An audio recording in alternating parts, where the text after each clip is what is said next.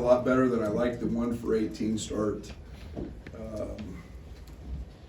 in our previous outings. So I think we could see we spent a little time trying to clean up that side of the ball. Again, got a lot of respect for King and Monmouth. They're a team that, in watching their 2 games, really guarded. And I thought our start got them a little bit on their heels.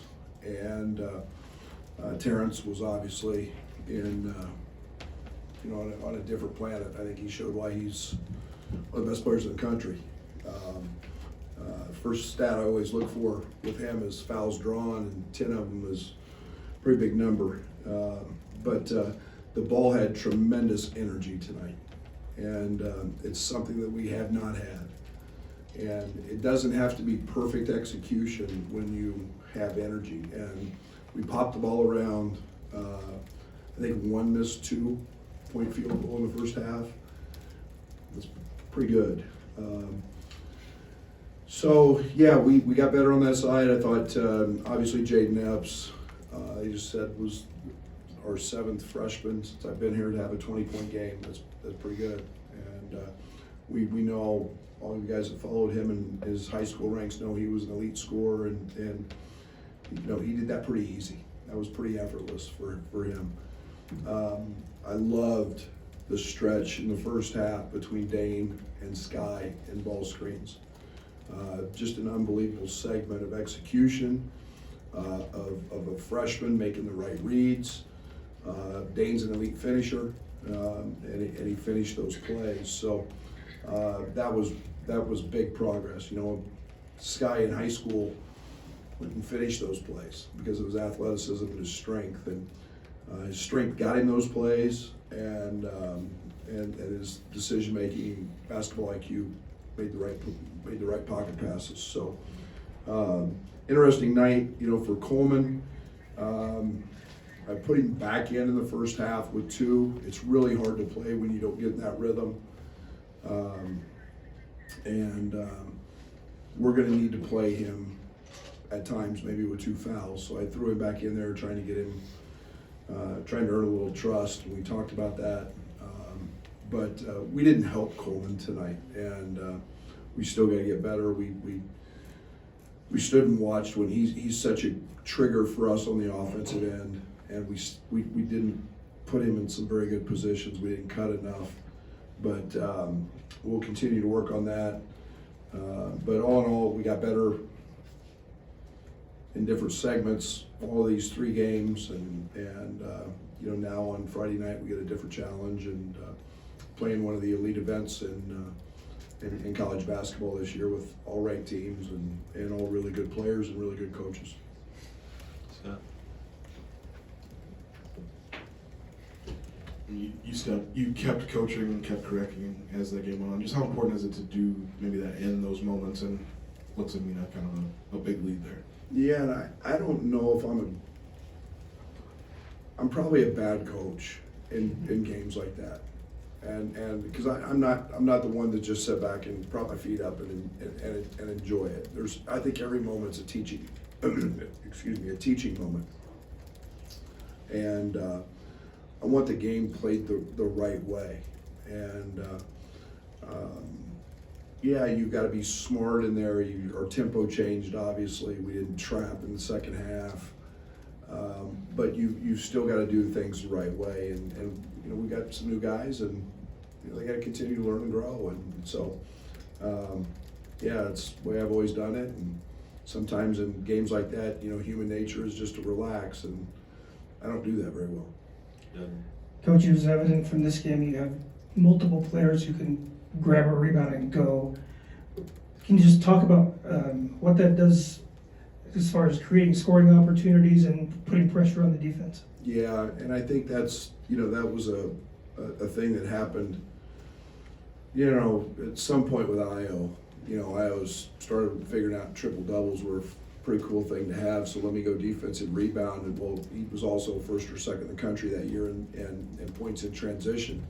And it's really hard to go. And we get guys out and running and pitching ahead, if Terence Shannon gets a rebound and get RJ running, or Sky running or whoever's in, they're going to get shots. And we've practiced that all summer, so it's in fall. So it's a big piece of what we want to do.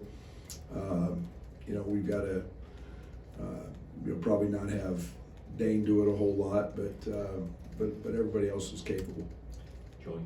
Brad, with your freshmen, what are the biggest growth points or just comfort points that you've seen in these first 3 games? And knowing that you had Vegas coming into this stretch, was there anything you were specifically looking for out of them in terms of comfort or just finding their way?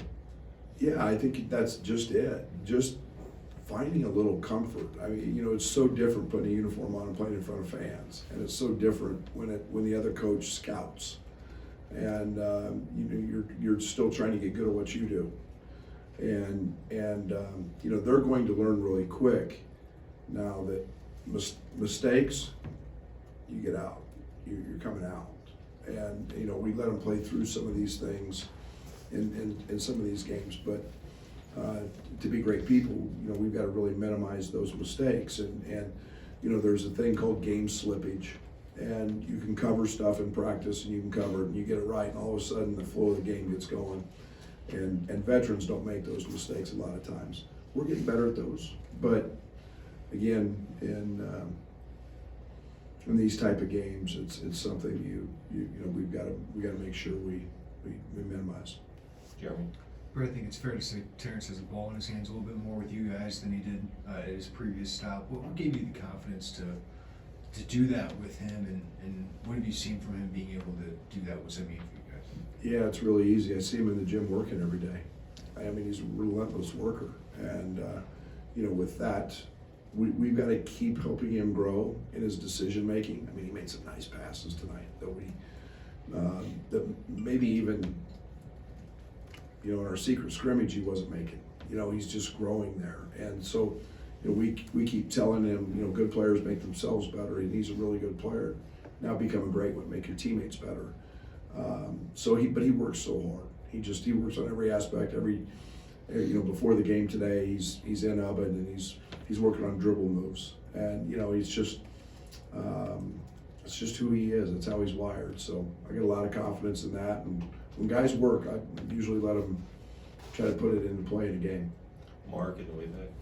Coach, in the opening statement, you talked about the ball energy and the ball movement going around. That was very evident tonight. How quickly is this team gelling, and how much more improvement would you like to see out of your team going forward? Yeah, nights like tonight help. They help that, and I put a saying on the board tonight. be a great teammate, and we've still got to get to the point where we're vocal.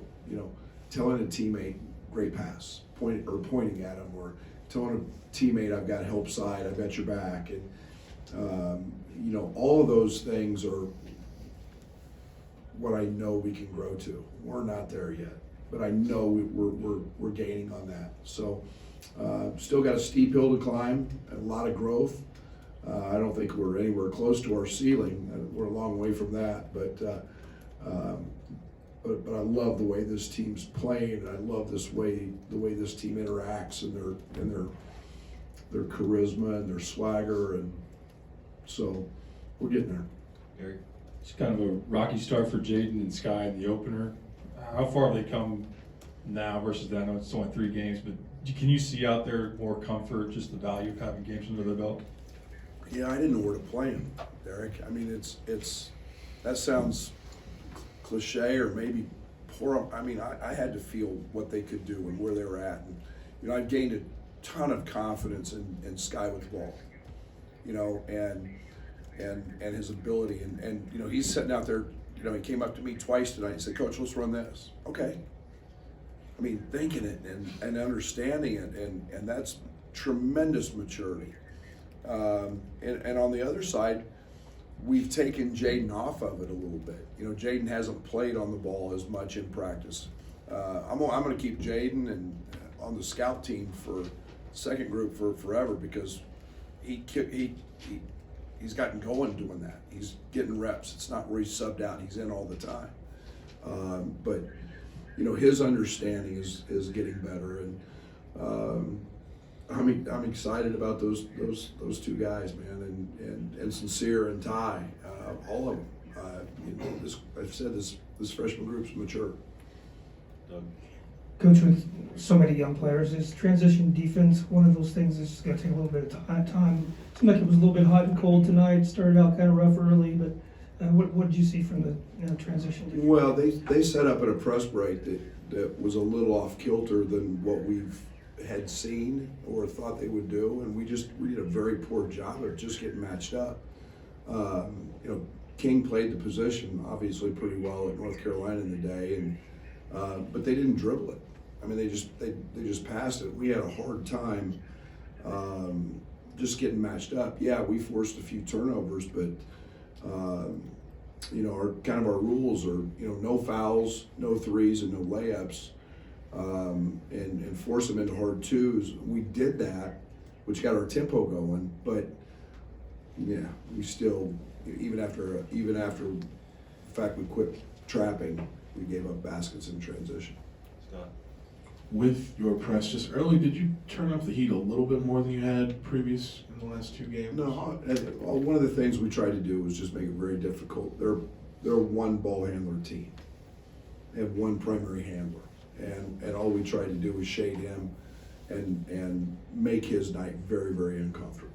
And teams that have one handler, we're going to continue to do that. We're going to make those guys work, and hopefully in the second half or some point in the end of the first half, they become tired and fatigued, and then if you got to go run a set or get an action, you got to get the ball back, and then that's the disruption. That's the 17, 16 on a shot clock where that plays into our benefit.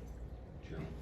Understanding you played Kansas in the scrimmage, how eager are you to see what your team is made of this weekend? Yeah, because I think they're pretty good.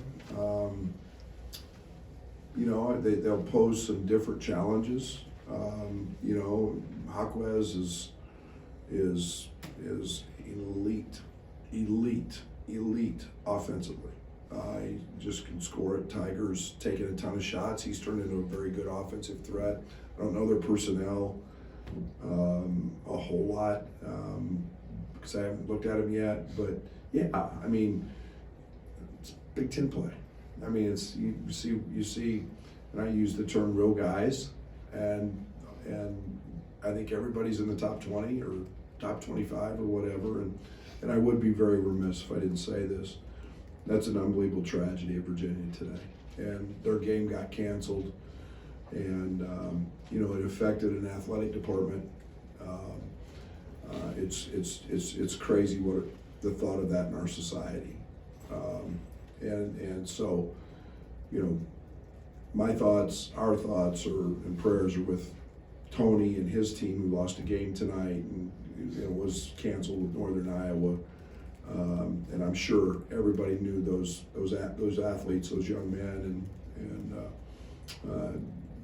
I had to say that. And obviously we've all got heavy hearts, and we'll see them in Vegas, but they're a heck of a basketball team as well. So, but lost a game tonight that was postponed. But anyway, be a great event. I mean, great event, great coaches, great players, and it's fun to participate in those. Brad, you mentioned putting Coleman back out there with 2 fouls. We just haven't seen that. A lot of you 2-foul participation. Is that something that at all has changed with this team? Is your philosophy the same? And then as a side, does Luke's injury and being down one more rotation player alter any thoughts of that at all? All of the above. And Coleman's that good, and he's that valuable. Coleman is a real trigger for us on both ends of the court. And, let's not forget, I thought he was one of the outstanding defenders in the Big Ten last year. He still is that. He understands everything we're doing. And I know that, unfortunately, it's going to happen. He's going to pick up some fouls. But I've got to also be able to trust him, and for the most part I do, and I needed to see that tonight. Gary? How does Terence compare to Io in terms of speed on the break? Man, you're going to get me in trouble one way or the other. They're similar. I think that